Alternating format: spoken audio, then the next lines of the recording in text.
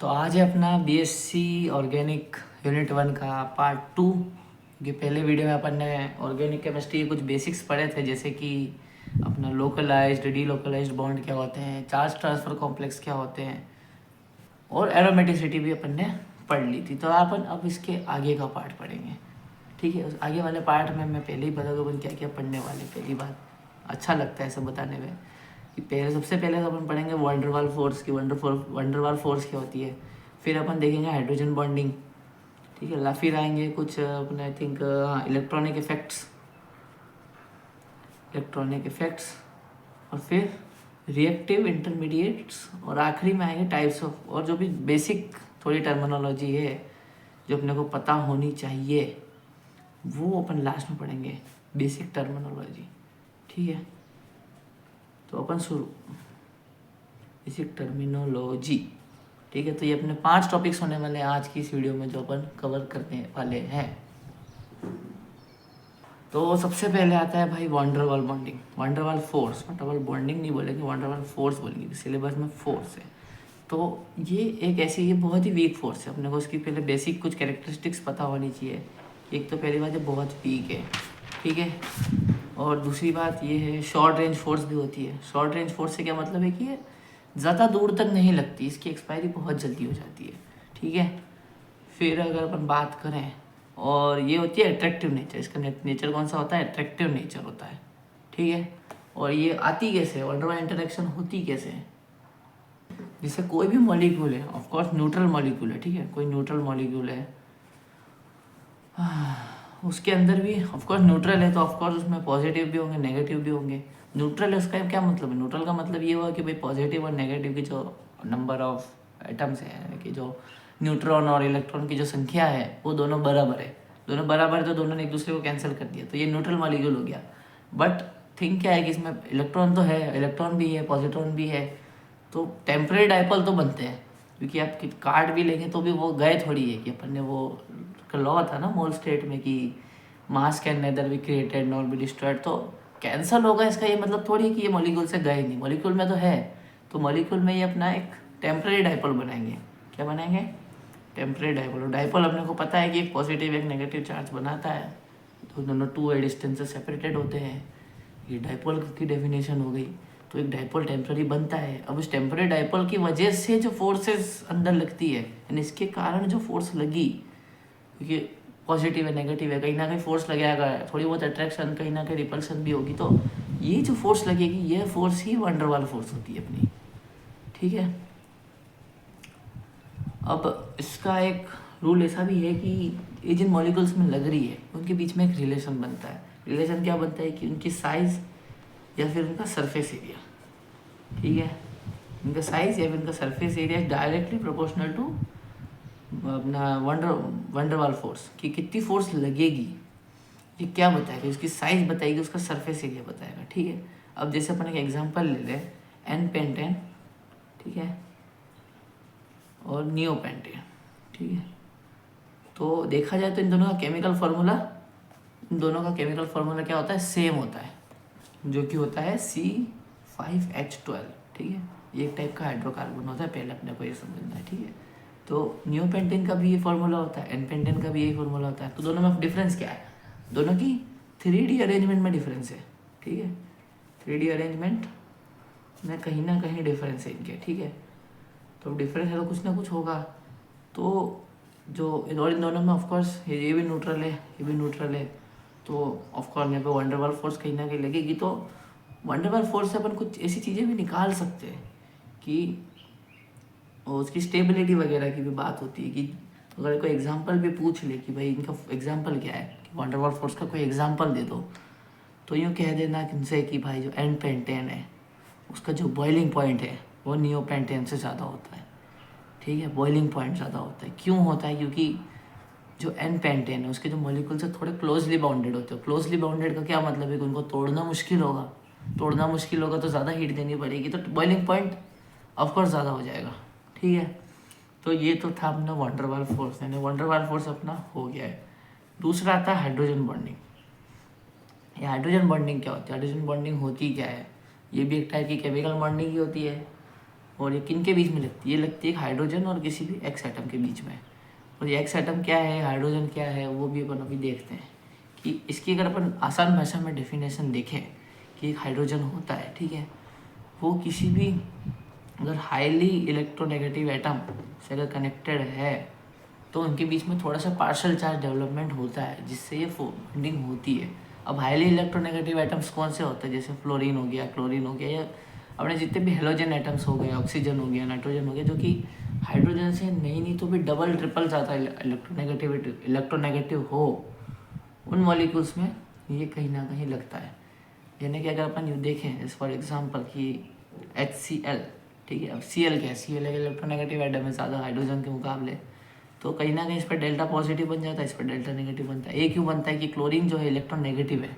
Electron negative क्या है? वो अपने पास इलेक्ट्रॉन और खींचना चाहेगा, तो हाइड्रोजन से पार्शल इलेक्ट्रॉन खींच लेता है, तो उसका पार्शली नेगेटिव चार्ज इंक्रीज कर लिया क्लोरीन ने अपना, जबकि हाइड्रोजन का कम हो गया, तो यहाँ पर पार्शल चार्ज डेवलपमेंट हो गई। अब इसी पार्शल चार्ज डेवलपमेंट से कहीं ना कहीं हल्की सी एक इलेक्ट्रोस्टैटिक फोर्स बनती है, उसी को अपन हाइड्रोजन बॉन्ड बोलते हैं, ठीक है।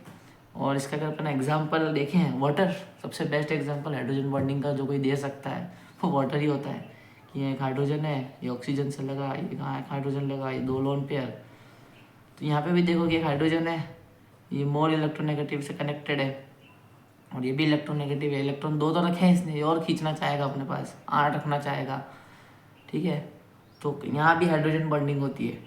अब यूँ देखा जाए तो हाइड्रोजन बॉन्डिंग भी दो टाइप की होती है। पहली होती है इंट्रामोलिकुलर,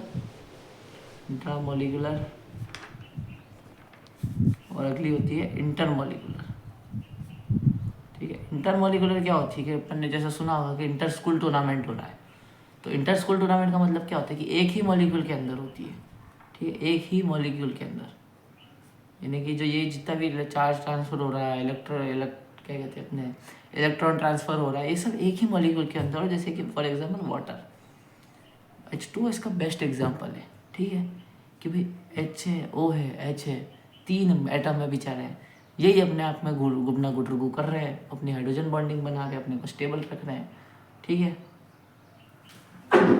फिर आता है इंट्रामोलिकुलर। इंट्रामोलिकुलर क्या होता है कि दो या दो से ज़्यादा अगर मॉलिक्यूल्स है, उनके बीच में अगर ऐसी कुछ हरकत चल रही है, ऐसी कुछ गुटरगु चल रही है, कुछ चल रहा है, तो वहाँ पे इंट्रामोलिकुलर, जिसका एग्जांपल क्या है? इसका एग्जांपल है नाइट्रोबेंजीन, यानी आई थिंक ऐसे ही होता है, या नाम मुझे श्योर नहीं है, नाम चलो आप कमेंट करके बताना इसका नाम क्या है इस मॉलिक्यूल का। तो ये जो भी मॉलिक्यूल है यहाँ पे इंट्रामोलिकुलर हाइड्रोजन बॉन्डिंग लग रही है, तो इसका नाम तुम लोगों को बताना ज़रूर है, ठीक है।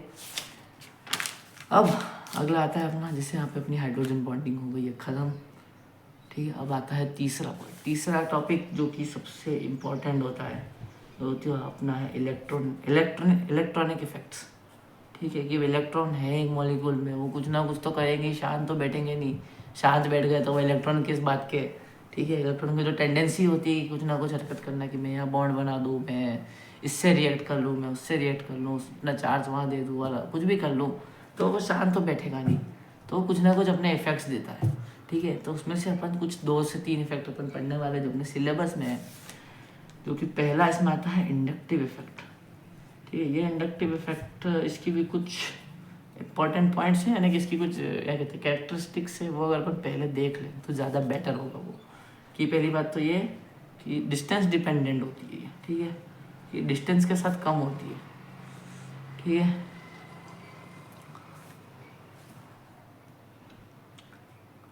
और दूसरा कि ये जो है सिग्मा बॉन्ड में ही ऑपरेट करती है, यानी कि पाई बॉन्ड में ऑपरेट नहीं करती है, ठीक है। ये 2 इंपॉर्टेंट पॉइंट्स है जो अपने को इसके बारे में पता होने चाहिए। अब इसके डेफिनेशन वाइज अगर अपन जाए कि भाई इसकी डेफिनेशन क्या है, तो इसका तुम ये समझो कि कोई भी कार्बन, किसी भी कार्बन चेन में अगर इलेक्ट्रॉन नेगेटिव या फिर इलेक्ट्रॉन पॉजिटिव ग्रुप के साथ अटैच है, तो उसके जो इलेक्ट्रॉन्स है, उसके सिग्मा इलेक्ट्रॉन्स है, उनके बीच में डिस्प्लेसमेंट होगी, यानी कहीं जाएंगे नहीं, वो बस इधर उधर आगे पीछे होते रहेंगे, ठीक है। और यही इंडक्टिव इफेक्ट है कि भाई इलेक्ट्रॉन आगे पीछे हो रहे हैं कार्बन चेन में, किसी इलेक्ट्रॉन नेगेटिव या किसी इलेक्ट्रॉन पॉजिटिव एटम के कारण, तो बस वहाँ अपना इंडक्टिव इफेक्ट लग रहा है, ठीक है। अब डेफिनेशन वगैरह थ्योरी तो मैं नहीं लिख रहा हूँ, मुझे खुद ऐसा श्योरिटी वाली याद नहीं है, मैं बस समझा जरूर सकता हूँ, पर ठीक है। फिर आता है माइनस आई ग्रुप। मतलब माइनस आई इफेक्ट, इसकी भी पहली बात दो इफेक्ट होते हैं, इंडक्टिव है तो एक इलेक्ट्रॉन नेगेटिव के लिए भी होगा, इलेक्ट्रॉन पॉजिटिव के लिए भी होगा। तो पहला आता है माइनस आई इफेक्ट, जिसको अपन इलेक्ट्रॉन विड्रॉइंग इफेक्ट भी बोलते हैं, इलेक्ट्रॉन विथड्रॉइंग। अब ऐसे कौन से मॉलिक्यूल जो इलेक्ट्रॉन विड्रॉ कर रहे हैं? वही जिनके पास इलेक्ट्रॉन की ज़्यादा है, जो बहुत ज़्यादा है तो वो और रखना है कि भाई और आने दो और आने दो। तो पहला एग्जाम्पल तो वही आता है हेलोजेंस। हेलोजन हो गया अपना, नाइट्रिक हो गया NO2, ठीक है, और हो गया अपना साइनाइड। ये कुछ 2-3 प्राइम एग्जांपल्स हैं किसके, इलेक्ट्रॉन विड्रॉइंग ग्रुप के। तो अब अपन देखते हैं कि इनका इस माइनस आई इफेक्ट में इनका रोल क्या होगा। तो इनका रोल ये होगा कि जब अपन लेट सपोज एक कार्बन चेन लेते हैं अपन CH3 CH2Cl, ठीक है। अब ये क्या है, क्लोरीन लगा है। क्लोरीन क्या होता है? क्लोरीन हेलोजन होता है। हेलोजन क्या होता है? इलेक्ट्रॉन विड्रॉइंग होता है, यानी कि इलेक्ट्रोनेगेटिव होता है। तो क्लोरीन क्या करेगा? क्लोरीन ये जो आसपास के कार्बन के 3 बॉन्ड है, जो 3 कार्बन बैठे हैं, उसके इलेक्ट्रॉन अपनी तरफ खींचेगा कि भाई इसको तो 7 है, उसको एक और चाहिए, तो वो तो एड़ी छोटी का जोड़ लगा लेगा कि इसको उसके इलेक्ट्रॉन मिल जाए और वो क्या कहते हैं, बस फ्री हो जाए दुनियादारी से, ठीक है, उसको मगजमारी नहीं चाहिए। तो वो चाह रहा है कि एक इलेक्ट्रॉन खींच ले, तो वो कहाँ से आएंगे? वो इलेक्ट्रॉन आसपास की कार्बन चेन से ही आएंगे। तो इस केस में जो चेन बनी है अपनी CH3 CH2 CH2Cl, ये जो चेन है, यहाँ पे क्लोरीन अपने ऊपर डेल्टा नेगेटिव एक्वायर कर लेगा। क्यों? क्योंकि वो इलेक्ट्रॉन खींच रहा है, अपने ऊपर नेगेटिव चार्ज और बढ़ा रहा है। और यहाँ पे लगता है फिर del1+, del2+, del3+। del3+ का क्या मतलब है कि पहला कार्बन पॉजिटिव, दूसरा कार्बन पॉजिटिव, तीसरा भी पॉजिटिव। और पॉजिटिव का मतलब क्या है कि इन्होंने अपना इलेक्ट्रॉन खो दिया है, लेकिन ये थोड़े पॉजिटिवली चार्ज हो गए, ठीक है। फिर अगर अपन देखें कि डिस्टेंस डिपेंडेंट ये कैसे होंगे, डिस्टेंस डिपेंडेंट ये ऐसे होंगे कि ये जो अपना पहला है, इसको अपन लेट सपोज 1 कहते हैं, 2 कहते हैं, 3 कहते हैं, ठीक है। तो अपन बात करें C1 C2 और C3, ठीक है। तो सबसे ज़्यादा पुश इस पर लगेगी, फिर इस पर लगेगी पुश, और इस पर भी पुश लगेगी। तो डिस्टेंस डिपेंडेंट से इनका ये मतलब है कि जो कार्बन है, जो del1+ है, इसकी मैग्नीट्यूड ज़्यादा होगा एज कम्पेयर टू del2+, और फिर del3+ से तो बहुत ज़्यादा होगी। और ऐसा कहते हैं कि थर्ड के बाद तो इनकी वो ख़त्म ही हो जाती है कि भाई ये उसके बाद पॉजिटिव कुछ शो कर ही नहीं सकते, ठीक है। फिर अपन बात करते हैं plus I group, plus I effect की। यहाँ अपन ने देख लिया कि भाई क्या हो रहा है, हमें इलेक्ट्रॉन की खींचातानी हो रही है बस, ठीक है। इलेक्ट्रॉन की खींचातानी हो रही है तो माइनस आई बन रहा है। अब प्लस आई के लिए क्या, इसका दूसरा नाम है इलेक्ट्रॉन रिलीजिंग ग्रुप। अब ये ऐसे कौन से इलेक्ट्रॉन है जो ऐसे कौन से एटम है जो इलेक्ट्रॉन रिलीज करेंगे। जैसे अपन एल्काइल ग्रुप ले लो, कोई से भी एल्काइल ग्रुप, CH3 C2H5 या जितने भी होते हैं, ठीक है, ये अपने इलेक्ट्रॉन देना चाहते हैं। देना चाहते का क्या मतलब है कि ये लेट सपोज एक एग्जांपल ले लें, CH3 CH2 CH2 और CH3, चलो इसको अपन ने नाम दे दिया कि अपना ये प्लस आई ग्रुप है, ठीक है। तो अपने अब जैसे देखो यहाँ पे कार्बन कार्बन कार्बन कार्बन, चारों तरफ कार्बन है। तो ऐसा इसमें ऐसा होगा नहीं कि भाई क्लोरीन के जैसे ये कोई एक कार्बन की तरफ इलेक्ट्रॉन खींच रहा है, अब भाई ये भी खींचेगा तो ये कोई ये इसके खींचेगा, ये इसके खींचेगा तो ये इसके खींचेगा, ऐसा कुछ ऐसी खिचड़ी बनती है, ठीक है। पर जब माइनस आई समझ में आ गया, जो कि मैंने आई थिंक अच्छे से समझाया माइनस आई वाला, तो उसका जस्ट अपोजिट ही करना है अपने को प्लस आई के लिए, ठीक है। इसमें भी डिस्टेंस वाला फैक्टर होता है, इसमें भी सिग्मा बॉन्ड पे ऑपरेट होता है, तो स्पेसिफिकेशन में तो फ़र्क नहीं है, बस बात इलेक्ट्रॉन विड्रॉ होने की है और इलेक्ट्रॉन रिलीज होने की, ठीक है। अगर तुमको माइनस आई समझ आ गया है तो तुमको प्लस आई भी आसानी से समझ में आ जाएगा। उसका उल्टा ही करना है देखा जाए तो, ठीक है। अब दूसरा आता है इसमें इलेक्ट्रोमेरिक इफेक्ट, जिसको बोलते हैं अपन ई इफेक्ट। अब ये इतना फेमस है नहीं, तो इतना यूज़ में वो आता भी नहीं है। और इसकी भी पहली अपन देखें, अपन एक चीज़ भूल गए वैसे देखा जाए तो, कि इंडक्टिव इफेक्ट जो होता है ये परमानेंट होता है, ठीक है। ये अपने को ध्यान रखना है, जो है परमानेंट इफेक्ट होता है। और जहाँ पे जो इलेक्ट्रोमैग्नेटिक इफेक्ट है ये टेम्पररी होता है, ये थोड़ी देर रहेगा उसके बाद चले जाएगा, ठीक है। अब ये कहाँ पे लगता है, ये कहाँ इफेक्ट कैसे लगता है, ये इफेक्ट कहाँ लगेगा, ये इफेक्ट किसी अटैकिंग रिएजेंट की प्रेजेंस में लगेगा कि कोई एक रिएक्शन हो रही है उसमें एक रिएजेंट अपना अटैक कर रहा है, उसकी प्रेजेंस में जो है ये इफेक्ट लगता है। यानी कि इसमें होता क्या है, इसमें ये ऊपर ऐसा कहे कि जो मल्टीपल बॉन्ड्स होते हैं, मल्टीपल बॉन्ड्स कौन से, यानी कि डबल बॉन्ड या ट्रिपल बॉन्ड, ये जितने भी बॉन्ड्स होते हैं, ये उनके जो पाई इलेक्ट्रॉन होते हैं, इनके पाई इलेक्ट्रॉन वो कम्प्लीटली एक एटम पे ट्रांसफ़र हो जाते हैं, ये कम्प्लीटली किसी दूसरे एटम पे ट्रांसफ़र हो जाते हैं, पर ये टेम्पररी होता है, वापस आ जाएंगे, कम्प्लीटली ट्रांसफ़र हो जाते हैं। किस पर ट्रांसफ़र हो जाते हैं, किसी दूसरे एटम पे, किसी एक एटम पे, एक एटम लिखो, दो एटम लिखो, दूसरा एटम लिखो, एक ही बात है, ठीक है। ये हो गया अपना इलेक्ट्रोमैग्नेटिक इफेक्ट, कि भाई जो एक रिएक्शन हो रही है उसमें जो पाई बॉन्ड या मतलब डबल बॉन्ड है, ट्रिपल बॉन्ड है, उनके जो पाई इलेक्ट्रॉन है वो कम्प्लीटली किसी एक एटम पे शिफ्ट हो जाते हैं, थोड़ी देर के लिए शिफ्ट हो जाएंगे या ट्रांसफ़र हो जाएंगे, जो कह सकते हैं, ठीक है। और इसका अगर अपन एग्जाम्पल की बात करें तो एक कार्बोनिल ग्रुप होता है। कार्बोनिल ग्रुप क्या होता है, यहाँ कार्बन है, डबल बॉन्ड ऑक्सीजन, ठीक है। जब इसके ऊपर साइनाइड अटैक करता है, साइनाइड यानी कि Cn नेगेटिव, तो ये जो CO के जो पाई इलेक्ट्रॉन है, यानी कि इसके जो पाई इलेक्ट्रॉन है वो ऑक्सीजन पर पूरे कम्प्लीटली शिफ्ट हो जाते हैं, ठीक है। और इसके बाद फिर क्या होता है कि कार्बन पे पार्शियल नेगेटिव चार्ज आ जाता है और ऑक्सीजन पर आ जाता है नेगेटिव, ठीक है। अभी आ गया है, ऑक्सीजन आ गया, तो Cn नेगेटिव आराम से यहाँ पे अटैक कर सकता है, कि उसको तो बॉन्ड तोड़ना था, बॉन्ड टूटेगा तो जाके वो अपना ये अटैक कर पाएगा। अब वो बॉन्ड उसने तोड़ दिया है, इलेक्ट्रॉन चार्ज ट्रांसफर हो गए, पूरे इलेक्ट्रॉन ट्रांसफर हो गए, जो कि इंडक्टिव में पार्शियली हो रहे थे, इसमें परमानेंट पूरे के पूरे हो गए। तो यहाँ इसने इसको बॉन्ड को तोड़ देते हो, आसानी से रिएक्ट कर लेगा, ठीक है। तीसरा आता है रेजोनेंस। रेजोनेंस ये अपन ने 11-12 में बहुत पढ़ा है, बहुत, कि मतलब मान लो एक मॉलिक्यूल है, ठीक है, एक मॉलिक्यूल है कोई सा भी, तो उसकी जितनी भी कैरेक्टरिस्टिक्स है, उसकी जो भी स्पेसिफिकेशन है, वो अपन एक स्ट्रक्चर से नहीं दे सकते हैं, ठीक है। कुछ कुछ होते हैं, जैसे कि बेंजीन होता है, तो एक स्ट्रक्चर इनफ नहीं होता है, उसके लिए हमें 2 या 2 से ज़्यादा स्ट्रक्चर बनाने पड़ते हैं। अब वो अलग बात है कि वो स्ट्रक्चर इमेजिनरी होते हैं, ठीक है, कि वो मन में अपने आप को खुश रखने के लिए बना रहे कि भाई ये चार्ज इलेक्ट्रॉन यहाँ का यहाँ जा रहा है, यहाँ का यहाँ जा रहा है, ठीक है। और एग्जाम्पल से अपन इसको समझे कि एक होता है बेंजीन, वो अलग बात है, बेंजीन के 5 बनते हैं, पर अपन अभी 2 से ही समझेंगे, ठीक है, कि ये जो अपन ने 2 बेंजीन बना दिए। अब इन 2 बेंजीन में क्या चेंज है, चेंज यही है कि इसमें यहाँ डबल बॉन्ड यहाँ है, इसमें यहाँ ना हो कि यहाँ पे है, यही हुआ है। यानी कि इसकी जो प्रॉपर्टी है, अगर तुम कह दो कि भाई यहाँ पे जो है, यहाँ पे क्या कहते हैं उसको अपना, कि यहाँ पे इलेक्ट्रॉन क्लाउड ज़्यादा है, पर ठीक है 1 में मान लो कि इस वाले एरिया में इलेक्ट्रॉन क्लाउड ज़्यादा है, बट इस केस में सेकंड वाले में नहीं है, यहाँ पे नहीं है, क्योंकि यहाँ पे से सिंगल बॉन्ड है ना कि डबल बॉन्ड है, जो कि इस पहले वाले में था। तो पूरी चीज़ अपन एक स्ट्रक्चर में डिपिक्ट कर ही नहीं पाए बेंजीन के लिए, तो इसके लिए अपन ने इसका एक रेजोनेंस हाइब्रिड बनाया, जो कि कुछ ऐसा दिखता है।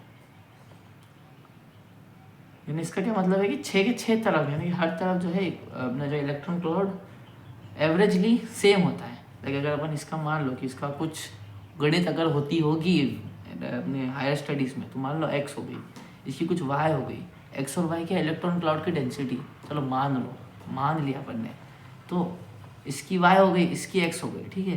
तो इसकी इलेक्ट्रॉन डेंसिटी क्या होगी, टेक्निकली देखा जाए x + y/2, ठीक है। और अगर अपन देखें कि हर स्ट्रक्चर जो रेजोनेंस हाइब्रिड है, इसका अपन ने नाम रखा है रेजोनेंस हाइब्रिड, ठीक है। ये होता है स्टेबल, सबसे ज़्यादा स्टेबल जो चीज़ होती है किसी भी मॉलिक्यूल की, होता है उसका रेजोनेंस हाइब्रिड, ठीक है। और यही होता है बस, और इससे मतलब मॉलिक्यूल की स्टेबिलिटी मिलती है, कि कोई भी मॉलिक्यूल है उसके अपन रेजोनेटिंग स्ट्रक्चर्स बनाए, तो उससे अपने को पता चलता है कि उसका रेजोनेंस हाइब्रिड जो है सबसे ज़्यादा स्टेबल होता है किसी भी हालत में, चाहे तो कितना भी रंगीन हो, तो उसकी जो रेजोनेटिंग स्ट्रक्चर है, इनको अपन रेजोनेटिंग स्ट्रक्चर बोलते हैं, ठीक है, रेजोनेटिंग स्ट्रक्चर्स। और ये देखा जाए तो इमेजिनरी होते हैं वैसे, ठीक है, ऐसे रियल लाइफ में एग्जिस्ट नहीं करते, लेकिन ये रियल होते हैं, ये होते हैं रियल, ये होते हैं इमेजिनरी। और इसका भी अगर अपन एग्जांपल देखें, अगर अपने को इसका भी देखना हो, तो वो होता है एसीटेट आयन। एसीटेट आयन जो कि ऐसा दिखाई देता है CH3 COO नेगेटिव।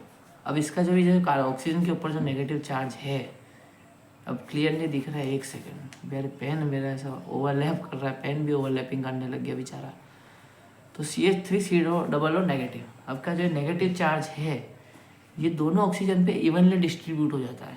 इवनली मतलब कि मान लो -1/2 इसके ऊपर है, -1/2 इसके ऊपर है, ठीक है। तो इससे क्या होता है कि जो अपना मॉलिक्यूल है बहुत ज़्यादा स्टेबल हो जाता है, ठीक है। और यहाँ पे अपने इलेक्ट्रॉनिक इफेक्ट जो है वो होते हैं ख़त्म। और अब अपन आएंगे अगली टॉपिक पे, जो कि आती है बेसिक टर्मिनोलॉजी। वैसे अगला टॉपिक वैसे रिएक्शन इंटरमीडिएट होने वाला था, लेकिन मैंने सोचा चलो कोई नहीं, पहले बेसिक टर्मिनोलॉजी पढ़ेंगे। अब अपन यहाँ पढ़ेंगे एरोस के बारे में, कि रिएक्शन होती है, अपन ने देखा होगा कि एरोस होते हैं ना, A+B से बना C, अब BC के पहले एरो आ रहा है। तो एरो भी बहुत प्रकार के होते हैं, ठीक है। तो पहला इसमें आता है अपने पास फॉरवर्ड एरो, ठीक है। फॉरवर्ड एरो जो कि बेसिक वाला फॉरवर्ड एरो, जो कि जनरली अपन यूज़ करते हैं, जैसे A+B से बना C+D। तो ये जो मॉलिक्यूल, ये जो अपना एरो लगा है, ये फॉरवर्ड एरो है, ये फॉरवर्ड एरो का टाइप है, ठीक है। फिर अगला अपन इसमें आता है equilibrium arrow. Equilibrium arrow, equilibrium arrow का क्या मतलब है कि ये रिएक्शन आगे भी जा रही है, पीछे भी आ रही है। यानी कि इसका अपन समझ एक एग्जांपल ले लेते हैं, जैसे अपन याद दिया है CH3 ओड बॉन्ड OH, ठीक है। अब ये मॉलिक्यूल, इसका अपन ने रिएक्ट करा है वाटर के साथ, तो इसकी यहाँ पे ये जो एरो बना है ये इक्विलिब्रियम एरो है, ठीक है। यहाँ कुछ बनेगा जैसे H3C वो बनता है आई थिंक O, यहाँ पे O ऐसा कुछ, और H3O हाइड्रोनियम आयन बाहर चले जाता है, ठीक है। तो इसका ये मतलब है कि भाई ये जो चीज़ है ये पानी से मिलकर ये भी बन रही है, लेकिन ये चीज़ भी अपने आप कहीं ना कहीं ये बन रही है, यानी कि रिएक्शन प्रोडक्ट भी बन रहे हैं, प्रोडक्ट इधर से भी यूँ भी बन रहे हैं, यूँ भी बन रहे हैं, ठीक है। तो इसको अपन बोलते हैं इक्विलिब्रियम एरो, कि भाई इसमें अगर ये पर इक्विलिब्रियम एरो है किसी रिएक्शन में, ठीक है, तो उसमें जो है प्रोडक्ट और अपना इनिशियल जो अपन डालते हैं रिएजेंट या कुछ बोलते हैं यार, जो भी बोलते हैं, तो वो दोनों बनते रहते हैं, प्रोडक्ट भी बनता है, प्रोडक्ट हटता भी है, दोनों होता है, ठीक है। मेरे एक्सप्लेनेशन थोड़े बेकार है बट ठीक है यार, सीख रहे हैं धीरे धीरे। फिर अगला आता है रेजोनेंस एरो, ठीक है। रेजोनेंस एरो किन के बीच में बताया जाता है? दो रेजोनेटिंग स्ट्रक्चर्स के बीच में बनाया जाता है। अब जैसे अपना बेंजीन वाला ही एग्जाम्पल अपने कंटिन्यू करेंगे, तो बेंजीन का ये एक रेजोनेटिंग स्ट्रक्चर ये हो गया, एक ये हो गया, तो इन दोनों के बीच में ये जो एरो लगा है, कि एक एरो है, इधर भी वो उसका हेड है, इधर भी उसका हेड है, ठीक है। तो ये रेजोनेंस एरो है, ठीक है। रेजोनेंस एरो ये हो गया। अब चौथा आता है डैश्ड रिएक्शन वाला। वो डैश रिएक्शन कौन सी होती है? डैश रिएक्शन जैसे अगर देखा जाए तो ये ऐसा प्रैक्टिकली थ्योरी में यूज़ नहीं होती, क्वेश्चंस में एक्चुअली यूज़ होती है। कि मतलब जैसे मान लो यहाँ तुमको बेंजीन दे दिया, ठीक है, और उस बेंजीन से बन गया अपना क्लोरोबेंजीन बन गया, ठीक है। क्लोरोबेंजीन बन गया तो यहाँ अपने का जो है ये डैश एरो लगता है, और यहाँ पे कंडीशन पूछता है कि किन कंडीशन में, कि क्या कैटलिस्ट डाले, क्या रिएजेंट डाले कि बेंजीन से क्लोरोबेंजीन बन जाए। तो ऐसा डिपिक्ट करने के लिए ये डैश वाला एरो का यूज़ करते हो, जनरली इसका क्वेश्चन में ही यूज़ होता है, ठीक है। फिर पांचवा आता है अपने पास कर्व्ड एरो। ये बहुत ज़्यादा यूज़ होता है। ये क्या शो करता है? ये इलेक्ट्रॉन का ट्रांसफ़र शो करता है, इलेक्ट्रॉन ट्रांसफ़र शो करता है, ठीक है। इलेक्ट्रॉन ट्रांसफ़र कैसे शो करेगा? लेट सपोज एक एग्जांपल अपन लेते हैं कि ये एक OH आयन है, ठीक है, जिसके ऊपर एक नेगेटिव चार्ज लगा हुआ है, और यहाँ पे एक हाइड्रोजन है प्लस वाला, ठीक है। तो होगा क्या, ये जो लोन पेयर है एक, ये यहाँ से हाइड्रोजन के ऊपर चिपकेगा और वाटर बन जाएगा, और वाटर का फॉर्मेशन हो जाएगा। तो ये जो एरो बना है ना कि इलेक्ट्रॉन पेयर ऑक्सीजन से उठ के हाइड्रोजन पे गया, तो ये जो एरो बना है ये होता है कर्व्ड एरो, ठीक है। और अगला आता है single curved arrow. Single curved arrow ये थोड़ा नया है, मैंने आज ही पढ़ा है, तो देखते हैं इसका क्या मतलब है। कि एक ही इलेक्ट्रॉन पेयर की जो है मूवमेंट को डिपिक्ट कर रहा है। एग्जाम्पल के लिए अगर अपन देखें तो यहाँ अपन ले लेते हैं Br, ठीक है, ब्रोमीन। इसको अपन ने HMu की प्रेजेंस में रखा, HMu यानी कि लाइट, ठीक है। तो इसमें क्या हुआ कि अब एक अपना बॉन्ड बनाया, तो वो 2 इलेक्ट्रॉन से मिलकर बना है ना, कि एक इलेक्ट्रॉन यहाँ भी है, एक इलेक्ट्रॉन यहाँ भी है, तो इसका एक इलेक्ट्रॉन इसके पास चले गया, एक इलेक्ट्रॉन इसके पास चला गया, तो क्या चीज़ बची, तो 2Br बच गया, Br से टूट के 2Br बच गया, ठीक है। तो ये इसका एक इलेक्ट्रॉन दोनों में बराबर तरीके से बट गया, ठीक है। फिर अपना 7वां वाला आता है, 7वां और आखिरी, वो आता है ब्रोकन एरो।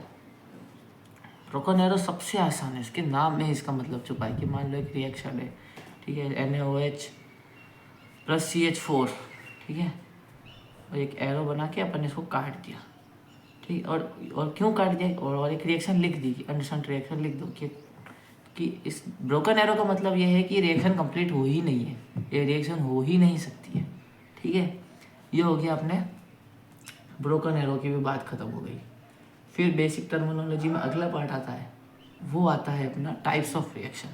तो अगली टर्मिनोलॉजी आती है टाइप्स ऑफ रिएक्शन, ठीक है। अब इसको अपन इतना डीप में नहीं जा रहे हैं, बस नाम बताएंगे, काम बताएंगे, बात खत्म, ठीक है। तो पहली तो आती है सब्स्टिट्यूशन रिएक्शन, जो कि इसके जो है नाम से ही तुमने को पता चल रहा है कि इसमें सब्स्टिट्यूशन हो रहा है, यानी कि NaCl है प्लस H2O है, और रिएक्शन होगी, NaOH बनेगा, H2 हो जाएगा। तो हुआ क्या यहाँ पे, Cl को रिप्लेस कर लिया किसने, OH ने, ठीक है, और एक H के साथ Cl चला गया, ठीक है। ये हो गई अपनी सब्स्टिट्यूशन रिएक्शन, इतनी सी थी। ये दूसरी होती है एडिशन रिएक्शन। ये भी नाम से पता चल रहा है, एडिशन हो रहा है, यानी कि Na + Cl से हो गया NaCl, ठीक है। और तीसरी और आखिरी वो होती है एलिमिनेशन रिएक्शन। एलिमिनेशन रिएक्शन क्या होती है, एलिमिनेशन रिएक्शन की कोई ग्रुप रिमूव होता है या मल्टीपल बॉन्ड फॉर्मेशन होता है, तो उस चीज़ों में यहाँ पे होता है। इसका एग्जांपल अगर अपन देखें तो एलिमिनेशन रिएक्शन का एग्जांपल तो ऐसा कुछ खास याद अभी आ नहीं रहा है, लेकिन इतना समझ लो कि भाई ग्रुप हट जाता है या तो फिर मल्टीपल बॉन्ड्स भी बनते हैं, ठीक है, मल्टीपल बॉन्ड्स फॉर्मेशन भी होता है। ये हो गई अपनी types of reaction. Substitution reaction का एग्जांपल भी है, वो भी अपन आगे पढ़ेंगे, SN1 और SN2, ठीक है, 2 टाइप की रिएक्शन होती है। ये अपन आगे फिर कभी किसी वीडियो में देखेंगे कि SN1 SN2 क्या होती है, ठीक है। फिर अगला आता है इसमें एनर्जी कंसिडरेशन। एनर्जी कंसिडरेशन में एक इम्पॉर्टेंट चीज़ आती है, बस वही काम की होती है जिसे बोलते हैं ट्रांजिशन स्टेट। एक ही चीज़ काम की है, ट्रांजिशन स्टेट। कि ट्रांजिशन स्टेट क्या होती है, हाँ, तो ट्रांजिशन स्टेट क्या होती है कि जब एक मॉलिक्यूल बन रहा है, ठीक है, कि रिएक्टेंट से जब कोई प्रोडक्ट बनता है, ठीक है, तो उस प्रोसेस के बीच में जो मॉलिक्यूल है, जो कि रिएक्टेंट, ऑफ कोर्स पहले रिएक्टेंट था, वो एक प्रोसेस से गुजरेगा, तो उस प्रोसेस में जो है वो अपनी सबसे हाईएस्ट एनर्जी स्टेट से भी गुजरता है, ठीक है। इन दोनों के बीच में एक आती है हाईएस्ट एनर्जी स्टेट, ठीक है, इस पे होके वो फिर प्रोडक्ट बनता है, ठीक है। तो जो हाईएस्ट एनर्जी स्टेट है इसी को बोलते हैं ट्रांजिशन स्टेट, ठीक है। अब एक और इसमें चीज़ आती है कि एक्टिवेशन एनर्जी क्या होती है। एक्टिवेशन एनर्जी जिसको अपन डिनोट करते हैं EA से, ठीक है। तो ये वो मिनिमम एनर्जी है, मिनिमम अमाउंट ऑफ एनर्जी जिसका यूज़ करके minimum amount of energy to reach transition state, ठीक है, energy to reach transition state, ठीक है, कि जो ट्रांजिशन स्टेट पे पहुंचने के लिए जो मिनिमम अमाउंट ऑफ एनर्जी चाहिए होती है उसी को बोलते हैं अपन एक्टिवेशन एनर्जी, ठीक है। और अब अपने जो है आता है लास्ट का छोटा सा पार्ट, रिएक्शन इंटरमीडिएट, जिसको रिएक्शन इंटरमीडिएट भी बोलते हैं, कोई रिएक्टिव इंटरमीडिएट भी बोलता है, तो एक ही बात है, ठीक है। तो पहला आता है इसमें कार्बोकेटायन, पहला, ठीक है। इसको अपन डिनोट कैसे करेंगे, कार्बोकेटायन को डिनोट करते हैं C+ से। C+ से क्या मतलब है कि कार्बन में से आप इलेक्ट्रॉन ले गए, ये कार्बन में से आपने इलेक्ट्रॉन निकाल लिया, ठीक है, तो वो कार्बोकेटायन बन जाता है। C+ का मतलब ये होता है कि क्या मतलब होता है, कार्बन से इलेक्ट्रॉन गया, ठीक है, कार्बन से इलेक्ट्रॉन गया तो उसके ऊपर पॉजिटिव चार्ज बढ़ जाता है, क्योंकि नेगेटिव इलेक्ट्रॉन क्या होता है, इलेक्ट्रॉन नेगेटिव पार्टिकल होता है, नेगेटिवली चार्ज होता है, तो वो चले गया तो पॉजिटिवली चार्ज जो है डोमिनेट करेगा उसको, ठीक है। और इसका फॉर्मेशन कहाँ होता है, इसका फॉर्मेशन होता है मेनली कहाँ होता है, अपन मेन की बात करेंगे, इतना डीप अपन नहीं कर सकते अभी, ठीक है। तो इसका होता है हेट्रोलाइटिक क्लीवेज में होता है, हेट्रोलाइटिक क्लीवेज, यानी कि वो अपन ने पढ़ा था ना कि एक मान लो A और B है, ठीक है, तो इसके बीच में हेट्रोलाइटिक बॉन्ड फ्यूजन हो रहा है कि भाई एक जो है पूरा प्लस ले लेगा, एक जो है पूरा नेगेटिव ले लेगा, तो इसमें जो ये प्लस है यही आपका कैटायन है, और कार्बन पे कैटायन लग रहा है तो कार्बोकैटायन हो गया, ठीक है। और अगर अपन स्टेबिलिटी की बात करें, स्टेबिलिटी की अगर अपन बात करें इसमें कार्बोकैटायन में, तो वो होता है 3 डिग्री से 2 डिग्री से 1 डिग्री, ठीक है। ये क्यों होता है, इसका रीज़न है प्लस आई इफेक्ट, बस इतना ही लिख देना, प्लस आई इफेक्ट बस। और या फिर अल्फ़ा हाइड्रोजन भी लिख सकते हो, अल्फ़ा हाइड्रोजन क्या है वो भी अपन अब आके देखेंगे, ठीक है। और अगला आता है इसका ही भाई जो कि है कार्बोएनायन, ठीक, कार्बोकैटायन हो गया तो कार्बोएनायन भी वही, इसका ही अपोजिट हो गया उसका टेक्निकली, इस कार्बन पे नेगेटिव, यानी कि कार्बन में इलेक्ट्रॉन जोड़ा, ठीक है, कार्बन में इलेक्ट्रॉन जोड़ा, वो नेगेटिवली चार्ज ज़्यादा हो गया तो वो कार्बोकैटायन बन गया। अब कार्बोकैटायन क्या होता है, इलेक्ट्रॉन रिच होता है, ठीक है, किसको इलेक्ट्रॉनों की बहुत मात्रा होती है, ये भी हेट्रोलाइटिक क्लीवेज से ही बनता है।